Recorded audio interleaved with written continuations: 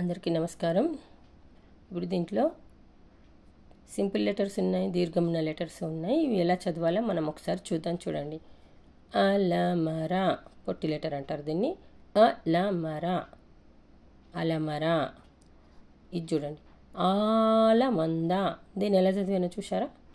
కింద గీత గీసిన అక్షరం చూడండి. ఇది అలమర అని చదివాను. ఆలమంద, ఆలు అంటే గోవులు కదా, ఆలమంద. పశువులు అని అంటారు, పశువుల మంద. ఇక, ఇది ఎలా చదివాను? ఇక, ఇక. ఇది చూడండి మళ్ళీ ఈక, ఇది సెకండ్ ఈ. దీన్ని ఎలా చదవాలి? దీర్ఘంతో చదవాలి. ఇది దీర్ఘం లెటర్, ఇది దీర్ఘం లెటర్. ఉలి, ఇది చూడండి సింపుల్గా ఎలా చదివాను? ఉలి, లాగుడిస్తే ఉలి. ఊలు, లాక్కొమ్మిస్తేలు. ఇది సెకండ్. ఎలా చదివాను? ఇది ఉలి అని చదివాను. ఇదేం చదివాను?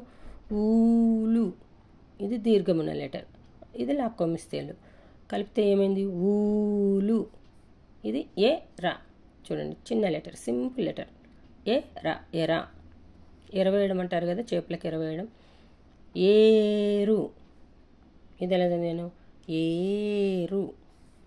ఓరా, సింపుల్గా చదివాను. ఓర, ఓరకంట చూస్తున్నారని అంటారు కదా, ఇది ఓర.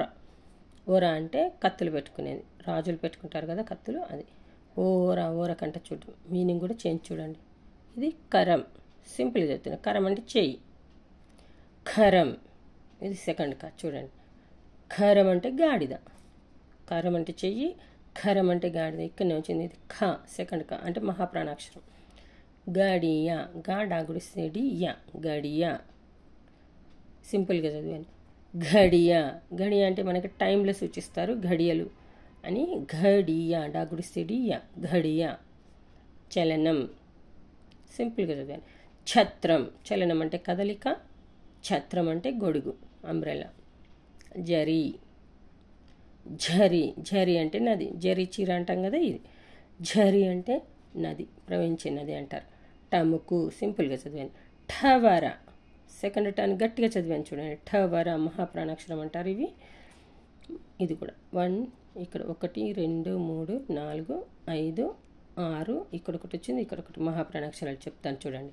డమరు, ఇది డమరు, సింపుల్ లెటర్, రాక్కొమ్మిస్తేరు ఉంది, డమరు. ఢక్క, ఢక్క అని అంటే ఎలా చదివాను? కొంచెం గట్టిగా చదివాను. అంటే బొడ్డు లోపల నుండి, నాభి లోపల నుండి మహాప్రాణాక్షరాలు వస్తాయి. ఢక్క, కాకి కావత్తు ఖ అని అంటాం. తరాజు, తరాజు అంటే తెలుసు కదా, త్రాసు, కూరగాయలు అమ్ముతూ ఉంటారు కదా, అది. రథం, దేవుడి రథం. దగా, మోసం. చూడండి, దగా అని అంటే ఏంటిది? మోసం.